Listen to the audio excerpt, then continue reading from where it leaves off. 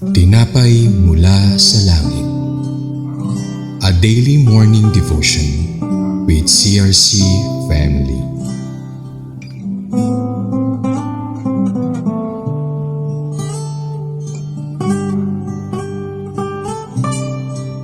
Isang mapagpalang umaga po mga kapatid. Ako po si Abigail Pron from CRC Calabanga. Samahan niyo po kami sa ating programang Tinapay Mula sa Langit, ang pang-araw-araw nating devotion sa salita ng Diyos. Ngayong umaga ay matutunghayan natin ang Numbers chapter 22 verses 13 to 15 na may pamagat na Balaam's reply to the elders of Moab and Midian. Ngunit bago po tayo magpatuloy, tayo ay dumako sa maikling panalangin. Father God, we thank you for bringing us together today, and as we learn from your word, may you give us wisdom and understanding. Open our hearts and our minds. Guide us, O Lord, with your Holy Spirit, and may the message we receive inspire us to walk faithfully in your path and glorify you. In Jesus' name we pray, Amen. In today's message, we will talk about the story of Balaam's reply to the elders of Moab and Midian, found in Numbers chapter 22, verses 13 to 15. Let us read the passage. Verse 13, the next morning Balaam got up and said to Balak's officials, "Go back to your own country, for the Lord has refused to let me go with you." Verse 14, so the Moabite officials returned to Balak and said, "Balaam refused to come with us." Verse 15, then Balak sent other officials more numerous and more distinguished than the first. Pagpalain po ang pagkabasa ng salita ng Diyos. Ang mga talatang ating nabasa ay binigyang diin ang kahalagahan ng pagsunod sa Diyos, pakikinig sa Kanya at ang pagiging tapat sa Kanyang mga utos. Noong ang mga Israelita ay nagkampo sa kapatagan ng Moab, ay natakot si Balak, ang hari ng Moab, sa kanilang presensya. Kaya nagpadala si Balak ng mga pinuno ng Moab at Midian na may mga dalang gantimpala upang hikayatin si Balaam na sumpain ng mga Israelita. Heto ang naging tugon ni Balaam sa Numbers chapter 22 verses 13. Balaam tells the elders, "Go back to your own country, for the Lord has refused to let me go with you." So despite the tempting offer, Balaam's initial response remains firm in obeying God's command. May tatlong bagay po tayong matututunan sa naging tugon ni Balaam. Una, obeying God with a strong heart. Balaam demonstrates that true obedience means adhering to God's will, even when tempted with rewards or lucrative opportunities. He shows us in verse 13 that we should always follow and obey what God says. Having a strong heart can help us resist any temptation. That's why we have to guard and be very careful with our own heart. As it says in Proverbs chapter 4 verse 23, above all else, guard your heart, for everything you do flows from it. Pangalawa, staying faithful with strong spirit. Balaam faithfully delivered God's message without changing it. Meaning, maging tapat tayo kung ano ang sinabi ni Lord sa atin na mensahe o dapat gawin.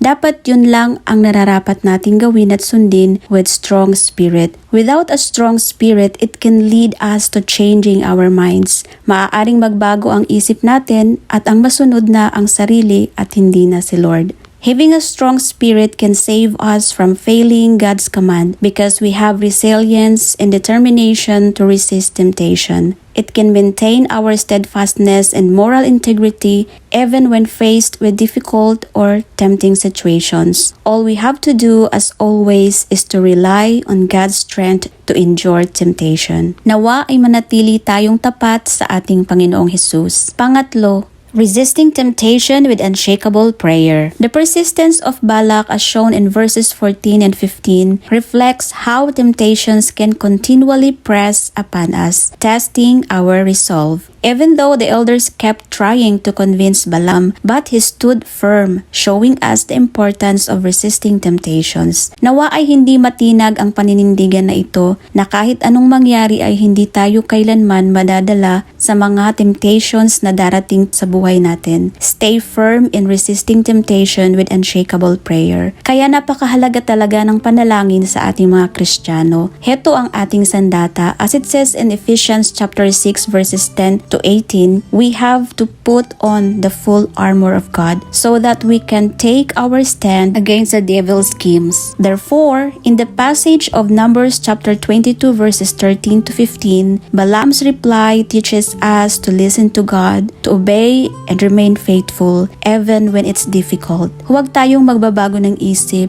Stay firm with strong heart, with strong spirit, and with unshakable prayer, praying that we can all resist temptations and stay true to God's commands forevermore. Amen. Let us pray. Lord, thank you for the story of Balaam on this passage. Help us to listen to you and obey your commands. Give us the strength to resist temptations and stay faithful to you forever and ever. In Jesus' name we pray. Amen. Maraming salamat po sa inyong pakikibahagi sa ating programa. Lagi po nating pagnilayan ang salita ng Diyos mula sa ating puso dahil lubos ang magiging kaunawaan natin dito. Muli ninyo po kaming samahan bukas sa pagnilay-nilay ng kanyang mga salita dito sa programang Tinapay Mula sa Langit. Malaya po ninyong i-share ang video na ito upang kayo rin ay maging pagpapala sa iba. Pagpalain po tayong lahat ng ating Panginoon. Magandang umaga. To God be all the glory.